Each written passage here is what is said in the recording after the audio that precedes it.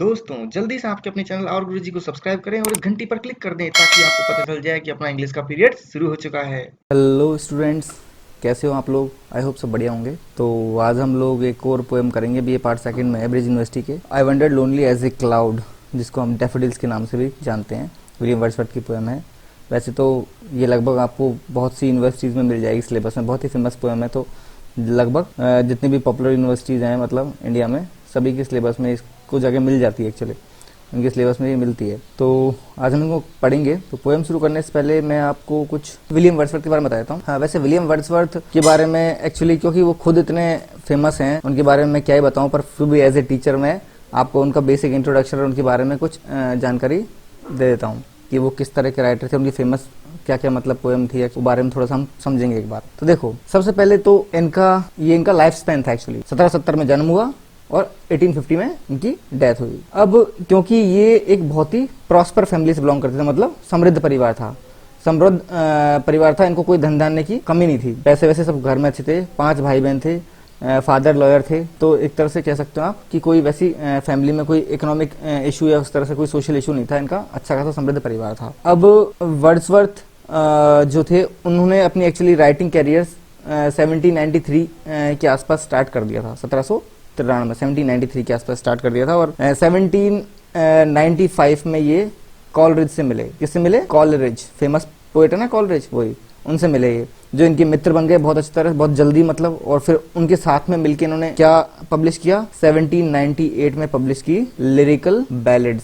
सब जानते होंगे इसका नाम, जो भी लिटरेचर के स्टूडेंट्स है। लिरिकल बैलेड्स इतनी फेमस एक्चुअली ये पोइट्री कलेक्शन की किताब है जो 1798 में पब्लिश हुई थी। इसके मतलब पब्लिकेशन से एक तरह से कह सकते हैं रोमांटिक मूवमेंट स्टार्ट हुआ। वैसे तो रोमांटिक मूवमेंट पहले से ही चल रहा था, लेकिन सही मायने में स्टार्ट हुआ ना रोमांटिक मूवमेंट, वो आप कह सकते हैं कि लिरिकल बैलेड्स के पब्लिकेशन के बाद में हुआ। और इसमें एस.टी. कॉलरिज और वर्ड्सवर्थ दोनों की पोएम थी, कॉलरिज की भी और वर्ड्सवर्थ की, दोनों की पोएम थी। ज़्यादातर वर्ड्सवर्थ की थी, कॉलरिज की कम थी, परंतु दोनों की पोएम थी। और कुछ फेमस पोएम जैसे कि आप बोल सकते हो एंशिएंट मैरिनर, ये उनकी है, एस.टी. कॉलरिज की। एंशिएंट मैरिनर ये इसी में इंक्लूडेड थी। साथ में टिंटन एबे सुना होगा आपने पोएम, ये वर्ड्सवर्थ की पोएम भी इसमें थी। और कुछ लूसी ग्रे, लूसी पोएम्स के नाम से फेमस कुछ पोएम्स हैं, तो वो लूसी पोएम्स भी लिरिकल बैलेड्स में ही इंक्लूडेड थी। तो एक तरह से इनकी मतलब ये जो लिरिकल बैलेड्स बहुत फेमस कलेक्शन रहा है। परंतु इनकी लाइफ में, यानी इनकी लाइफ में जिस आप कह सकते हो पोएम को इनका मैग्नम ओपस या मानते हैं, फिर बोलते हैं लाइफ की सबसे बड़ी पोएम है, वो किसको मानते हैं? वो मानते हैं एक्चुअली द प्रिल्यूड्स। अब आप सोचिए यार, ये पोएम, इसका तो मतलब कह सकते हैं कि नाम तो ये भी काफी फेमस है प्रिल्यूड्स का, परंतु ऐसा इसको मतलब सबसे बड़ी पोएम बोल सकते हैं उनकी, या फिर सबसे जो वर्ड्सवर्थ के सबसे दिल के करीब थी वो पोएम में से इसको मानेंगे आप लोग। और क्यों? क्योंकि ये एक्चुअली ऑटोबायोग्राफिकल थी। क्या थी? ऑटोबायोग्राफिकल पोएम थी, यानी कि खुद की जीवनी पर ये पोएम लिखी गई थी। बहुत ही मतलब वर्ड्सवर्थ की पर्सनल लाइफ की मतलब ऐसी बहुत सी डिटेल्स हैं जो इस पोएम में मिलती हैं। प्रिल्यूड एक्चुअली उन्होंने 1798 में ही लिखना स्टार्ट कर दी थी, जब लिरिकल बैलेड्स पब्लिश हुई थी। और ये पूरे 1850 तक वो लिखते रहे, यानी कि पूरे के पूरे लाइफ भर इसको लिखते रहे। ये एक तरह से कभी कंप्लीट ही नहीं हुई, क्योंकि लाइफ में जो उनके इवेंट होते रहे ना, ये जोड़ते गए। प्रिल्यूड एक बहुत बड़ी पोएम बन गई एक तरह से। अब पब्लिश हुई वर्ड्सवर्थ की डेथ के 3 महीने बाद में, और उस वक्त इसको पब्लिश किया था 1850 में ही। उनकी डेथ के 3 महीने बाद में 1850 में पब्लिश किया गया। और सही बताऊं तो एक बात कि इसका नाम प्रिल्यूड्स भी नहीं था, वर्ड्सवर्थ ने इसका नाम कभी रखा ही नहीं। एक्चुअली देखा जाए तो वो क्या करते थे, उनकी सिस्टर, आप जब भी मतलब वर्ड्सवर्थ के पोएम्स के बारे में मतलब पढ़ते हो, या फिर जब भी उनकी कोई के बारे में, जीवनी के बारे में जानते हो, तो उनके 5 भाई बहनों में से देखा जाए तो उनकी सिस्टर का नाम ही आएगा, डोरोथी वर्ड्सवर्थ। डोरोथी वर्ड्सवर्थ की बहुत करीब थी, और मतलब बहुत मतलब कह सकते हैं उनकी बहन भाइयों में उनकी सबसे ज्यादा चाहिए थी यही थी। तो डोरोथी के साथ में जब भी वो लेटर्स लिखा करते थे, डोरोथी को लेटर लिखते थे, उस लेटर में एक्चुअली एक पोएम का जिक्र करते थे वो, जिस पोएम का नाम उन्होंने ऐसे लिखा था, पोएम टू कॉलरिज नाम से उन्होंने एक पोएम का वो जिक्र करते थे। और यही जो पोएम टू कॉलरिज है ना, यही थी प्रिल्यूड्स। तो इसका नाम प्रिल्यूड्स कैसे पड़ा? इसका नाम तो जब मतलब नाम तो कोई था ही नहीं, वर्ड्सवर्थ बस कह सकते हो डोरोथी को जब भी लेटर लिखते थे, उस लेटर में पोएम टू कॉलरिज नाम से इस पोएम का जिक्र करते थे, परंतु वो टाइटल नहीं था पोएम का, और वर्ड्सवर्थ ने कभी टाइटल दिया भी नहीं। तो हुआ ऐसा कि जब डेथ के बाद में 3 महीने बाद जब प्रिल्यूड्स पब्लिश हुई ना, तो उस वक्त इनकी जो वाइफ थी, वर्ड्सवर्थ की वाइफ, विडो, मैरी, उनका नाम था मैरी। तो मैरी ने इनको नाम दिया, इसको क्या नाम दिया? प्रिल्यूड्स। इस कविता को नाम प्रिल्यूड मैरी ने दिया। तो ये कहानी हुई एक्चुअली इनकी जो सबसे बड़ी पोएम कह सकते हैं वर्ड्सवर्थ की, उसके बारे में, प्रिल्यूड्स के बारे में।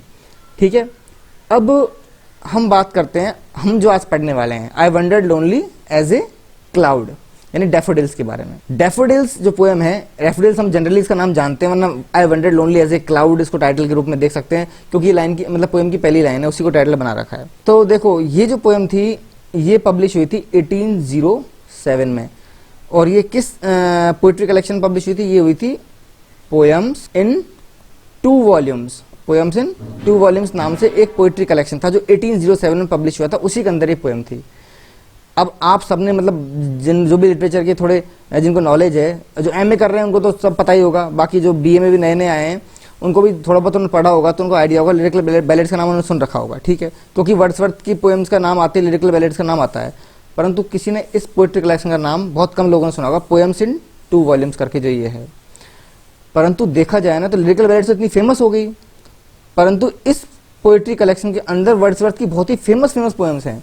मतलब इस कलेक्शन का नाम हम लोगों ने भले ही नहीं सुना हो, पर उन पोएम्स का नाम सुन रखा है, जैसे कि सोलिटरी रीपर है ना, सोलिटरी रीपर हो गई, और इसके अलावा लंदन 1802 है ना, और the world is too much with us, the world is too much with us. मतलब ये पोएम्स आपको आपके सिलेबस में मिल जाएंगी, बहुत से, राजस्थान यूनिवर्सिटी हो, ब्रिज यूनिवर्सिटी हो, चाहे कोटा यूनिवर्सिटी हो, या फिर कोई MLSU मोहनलाल सुखाड़ी यूनिवर्सिटी हो, या फिर इंडिया की बड़ी बड़ी यूनिवर्सिटीज़ जो JNU दिल्ली मतलब दिल्ली यूनिवर्सिटी हो, चाहे BHU हो, ये पोएम आपको हर जगह मिलेंगी सिलेबस में। इसके अलावा इंटीमेशन टू मॉर्टेलिटी करके वो पोएम भी इसी में थी, और इनके अलावा आप, मुझे एग्जैक्टली अब याद नहीं आया, तो 1-2 पोएम और थी जो फेमस पोएम्स इस पोइट्री कलेक्शन में इंक्लूडेड थी। और गजब बात है कि ये पोइट्री कलेक्शन के नाम से कोई इसे जानता भी नहीं है, ये पोएम्स इन 2 वॉल्यूम्स करके इसको कोई नहीं जानता है, सब लिरिकल बैलेड्स को जानते हैं। बाकी इस पोइट्री कलेक्शन में बहुत फेमस पोएम्स थी वर्ड्सवर्थ की, जो कि 1807 में पब्लिश हुआ था। वर्ड्सवर्थ के बारे में एक चीज़ और, कि वो पोइट लॉरिएट रहे थे इंग्लैंड के, यानी सबसे बड़े पोइट की उपाधि दी जाती है, पोइट लॉरिएट डिक्लेयर किया जाता है, तो वो 1843 में बने थे और 1850 तक रहे, जब तक वो जिंदा थे ना, तब तक वो पोइट लॉरिएट रहे इंग्लैंड के, यूके के, ठीक है। तो ये वर्ड्सवर्थ के बारे में बेसिकली हमने जाना कि वो एक्चुअल में कौन थे, क्या लिखा उन्होंने ना। एक चीज़ जब वर्ड्सवर्थ के बारे में बेसिक चीज़ हो गई, तो एक चीज़ और मैं बताता हूँ।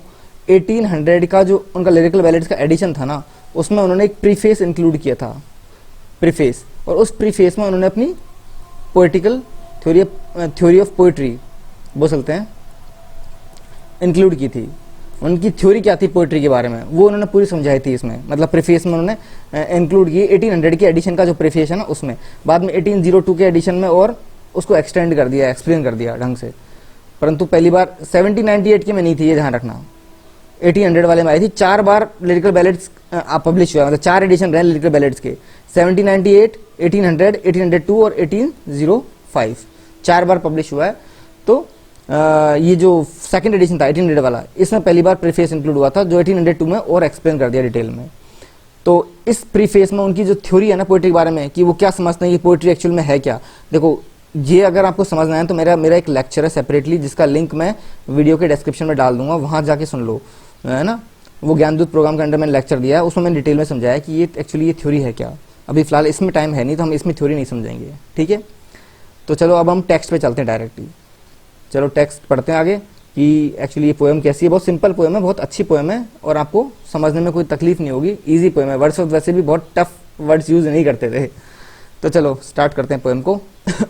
Sorry, I wandered lonely as a cloud. देखो वो स्टार्ट कर रहे हैं कि I wandered lonely as a cloud, कि वंडर्ड यानी भटकना, घूमना फिरना, कि मैं एक क्लाउड की भांति भटक रहा था या भटका। तो पहली लाइन में क्या इस्तेमाल कर लिया, खुद को किससे तुलना की जा रही है, क्लाउड से, एज ए क्लाउड, क्लाउड के जैसे। मैंने आपको बताया कि जब तुलना होती है किसी के जैसे तो सिमिली, तो ये सिमिली यूज हो गई ना पहली लाइन में, कि I wandered lonely as a cloud.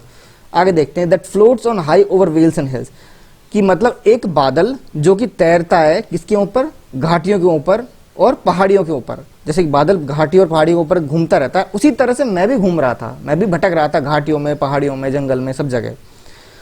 When all at once I saw a crowd, फिर अचानक मैंने क्या देखा, एक भीड़ देखी, क्राउड, एक भीड़ देखी। भीड़ किसकी थी, a host of golden daffodils, सुनहरे रंग के डैफोडिल फूलों की भीड़, सुनहरे रंग के बहुत सारे उसने डैफोडिल्स फूल देखे, ठीक है। कहां देखे? Beside the lake beneath the trees, यानी कि लेक के पास में और पेड़ों के नीचे। चलो एक चीज बताते हैं, थोड़ा बैकग्राउंड, थोड़ा सा और एक चीज बस समझ लेते हैं। यहां तक तो हमने पढ़ लिया है। इस वक्त जब ये पोएम लिखी गई है ना, एक्चुअली इस वक्त वर्ड्सवर्थ घूमने गए थे, साथ में थी इनके डोरोथी, उनकी सिस्टर डोरोथी थी।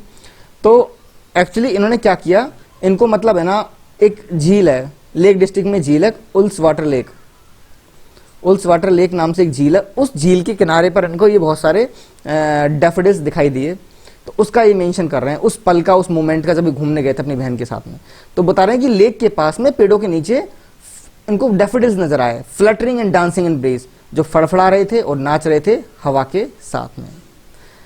अच्छा एक बच्चों, एयर मतलब क्या होता है? एयर यानी हवा, तो फिर विंड यानी क्या होता है? विंड यानी भी हवा। तो ब्रीज क्या होती है? ब्रीज यानी भी हवा।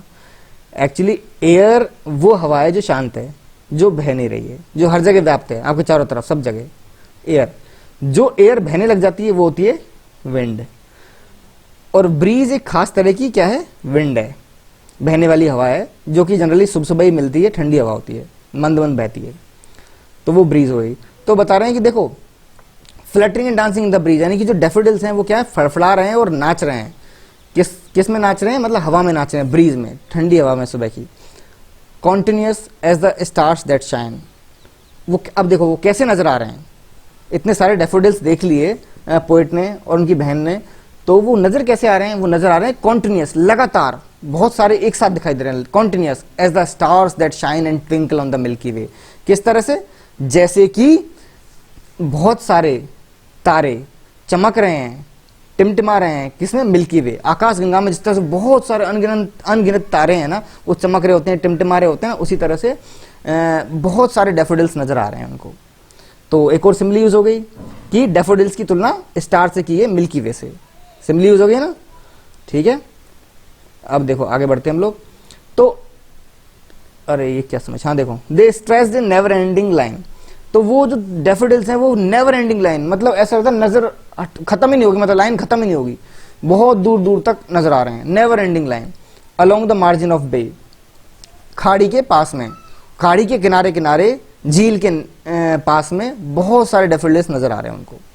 10,000 100, बे एक्चुअली कोलोग्नो बे है, ये कोलोग्ने बे नाम से एक जगह है लेक डिस्ट्रिक्ट में, वहीं पर है उल्स वाटर लेक, तो वहां की उस बे की बात कर रहे हैं, कोलोग्नो बे। तो देखो 10,000 saw I at a glance, तो वर्ड्सवर्थ बोल रहे हैं कि 10,000 देखे मैंने, क्या? डैफोडिल्स 10,000 देखे एट ए ग्लांस, एक नजर में 10,000 देख लिए। नंबर तो पता नहीं उनको, गिने थोड़ी ना है, बस आइडियाज बोल दिए, 10,000 देखे मैंने। थोड़ा सा यहाँ पर क्या इस्तेमाल किया गया है? अतिशयोक्ति, एग्जेजरेशन। क्या ये यूज किया है? एग्जेजरेशन इस्तेमाल किया गया है कि भाई 10,000 देखे मैंने एक कतार में, बहुत सारे। Tossing their heads in sprightly dance, और वो क्या कर रहे हैं? Tossing their heads in sprightly dance, तो और वो कैसे हैं? वो अपना सिर ऊपर उठा रहे हैं और नाच रहे हैं। तो देखो, tossing their heads in sprightly dance, सिर ऊपर उठा रहे हैं और खुशी से डांस कर रहे हैं, यानी 10,000, बहुत सारे 10,000 अनगिनत तो उन्होंने देख लिए डैफोडिल्स, और सब क्या हैं? वो सब नाच रहे हैं खुशी से अपना सिर ऊपर उठा के। तो यहाँ पर क्या इस्तेमाल किया गया है? देखो यहाँ तो 10,000 में तो आप बोल सकते एग्जेजरेशन इस्तेमाल किया है ना, एग्जेजरेशन इस्तेमाल हुआ है। और इसमें क्या इस्तेमाल हुआ है? नीचे tossing their heads in sprightly dance, personification. क्या इस्तेमाल हुआ है? पर्सोनिफिकेशन, यानी कि मानवीकरण या व्यक्तिकरण, क्योंकि यहाँ पर डैफोडिल्स को इंसान की तरह ट्रीट किया जा रहा है ना, कि इंसान जैसे ऊपर झाँक रहा है, सिर ऊपर उठा रहा है, फिर नाच रहा है। अब डैफोडिल्स थोड़ा ना कोई इंसान नाचते थोड़ा ना है, वो तो हवा में लहरा रहे हैं, इधर उधर घूम रहे हैं, तो एक तरह से इंसान की तरह ट्रीट किया है उनको। तो यहाँ क्या हो गया? पर्सोनिफिकेशन हो गया। और यहाँ 10,000 जो नंबर दिखाया इतना बड़ा चढ़ा के, वो क्या है? एग्जेजरेशन, एग्जेजरेशन है ना, समझ गए दोनों चीजें। अब देखो, the waves beside them danced, वो जो लहरें हैं ना, वो उनके बगल में नाच रही हैं। लहरें क्या? कौन सी वाली लहरें? लहरें मतलब लेक में लहरें। अब लेक में तो लहरें होती नहीं है, क्यों? लेक का पानी तो शांत होता है, परंतु हवा के साथ में पानी इधर उधर हिलता तो है ही, तो जो वहां लहरें उठती हैं हल्की फुल्की, उनके लिए बोल रहा है कि जो लहरें हैं ना, उनके साथ साथ में ये भी डांस कर रहे हैं। कौन? Daffodils. But they out did the sparkling waves in Glee, परंतु इन डैफोडिल्स ने डांस करने में आउटडिड यानी हरा दिया। किसको हरा दिया? स्पार्कलिंग वेव्स इन ग्ली, जो चमकदार जो लहरें थी ना झील की, उनको भी हरा दिया। यानी ये ज्यादा अच्छी तरह डांस करे, ज्यादा जोर से फड़फड़ा रहे हैं, हवा के साथ में लहरा रहे हैं। अब देखो, a poet could not but be gay. अब राइटर बोल रहे हैं, यानी वर्ड्सवर्थ बोल रहे हैं कि एक जो कवि है वो खुश होने के अलावा कुछ कर भी नहीं सकता ऐसी परिस्थिति में। उस मतलब वो इन सब नजारों को देख के खुशी होगा, प्रसन्न नहीं होगा। क्यों? इन सच जोकंड कंपनी, मतलब उसको इतनी मजेदार कंपनी मिली है। कंपनी मतलब साथ, इतना मजेदार साथ मिला है। किसका साथ मिला है? फूलों का, प्रकृति का साथ मिला है, नेचर का। तो पोएट ऐसे नजारे से प्रसन्न होगा ही होगा। एक्चुअली और कोई होना हो, वर्ड्सवर्थ जरूर प्रसन्न होंगे, क्योंकि वर्ड्सवर्थ कौन है? नेचर पोएट हैं, रोमांटिक इरा के हैं। और नेचर पोएट उनको प्रीस्ट ऑफ नेचर भी बोलते हैं, यानी कि कह सकते हैं पुजारी, प्रकृति का पुजारी भी कहते हैं उनको। तो वो तो जरूर प्रसन्न होंगे ऐसे प्रकृति का नजारा देख के। I gazed and gazed but little thought what wealth the show to me had brought. अब बोल रहे हैं मैंने घूरा और घूरा, बट लिटिल थॉट, पर सोचा बहुत कम। मतलब मैं लगातार उनको देखता रहा, मेरे दिमाग में इतने विचार आए नहीं। जो एक विचार आया वो ये आया कि what wealth the show to me had brought, कि ये जो नजारा है, शो यानी ये नजारा जो मैं देख रहा हूं, ये जो नजारा है ये मुझे क्या वेल्थ देगा, मतलब इस नजारे से मुझे क्या फायदा होगा। यहाँ वेल्थ का मतलब बेनिफिट्स मान लो आप। What wealth the show to me had brought, कि मतलब ये जो नजारा मैंने देखा इससे मुझे क्या मिला। राइटर एक सवाल कर रहे हैं एक तरह से, इससे मुझसे मुझे क्या मिला। तो वो आगे बताते हैं कि देखो उनको क्या मिला है, वो बताते हैं कि for oft when on my couch I. देखो अब ये जो लाइन है ना, ये वर्ड्सवर्थ की थ्योरी है। एक्चुअली वर्ड्सवर्थ की जो पोएटिकल थ्योरी है ना, वो इन लाइन पे समाहित है।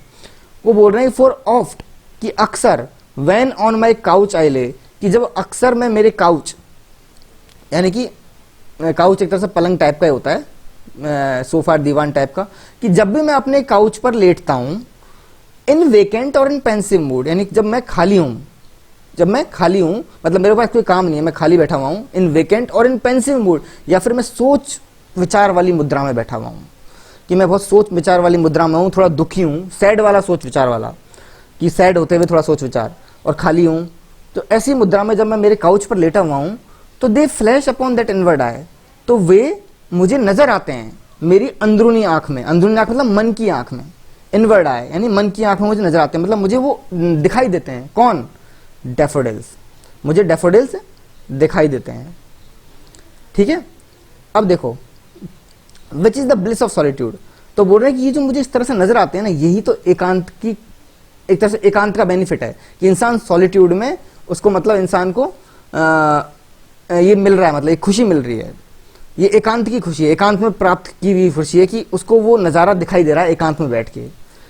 And then my heart with pleasure fills and dances with the daffodils. और बोलते हैं कि फिर जैसे ही वो नजारा मेरे दिमाग में वापस आता है, तो मेरा दिल प्लेजर यानी खुशी से भर जाता है, और मैं नाचने लगता हूँ। किसके साथ में? डैफोडिल्स के साथ में। यानी कि जैसे ही मैं उस नजारे के बारे में दोबारा सोचता हूँ, मेरा दिल खुशी से भर जाता है, और मैं एकदम डैफोडिल्स के साथ में नाचने लगता हूँ, जिस तरह वो डैफोडिल्स उस वक्त नाच रहे थे हवा में। तो वर्ड्सवर्थ की थ्योरी क्या है? देखो अब बता देता हूँ थोड़ा बहुत, तो कि वर्ड्सवर्थ की थ्योरी ये है कि आपने कोई नज़ारा देखा, आपने कुछ एक्सपीरियंस किया लाइफ में, वो एक्सपीरियंस करने के तुरंत बाद एक राइटर पोएम लिखता नहीं। एक्चुअली वो फ्यूचर में जब कभी खाली बैठा होगा और सोच विचार की मुद्रा में होगा, तब उसको वो यादें दोबारे रिकॉल होंगी, दोबारे याद आएंगी, और जो रिकॉल होंगी तो उसके असर में आके वो दोबारे मतलब फिर जाके पोएम लिखेगा। मतलब उस असर में जब रिकॉल करेगा, खाली बैठ के एकांत में जब उस एक्सपीरियंस को वो दोबारा रिकॉल करेगा, तब वो पोएम लिखेगा। और थ्योरी उसकी यही है कि वो पोएम कैसे बनती है, कैसे निकल के आती है। तो उसकी थ्योरी ये है कि भाई पहले नज़र में जो चीज़ देखी ना, उस पर निकल के नहीं आती, जब एकांत में बाद में बैठ के दोबारा याद करता है ना, तब निकल के आती है पोएम। तो समझ में आई? ये बहुत ही फेमस लाइन लास्ट की, and then my heart with pleasure fills and dances with the daffodils.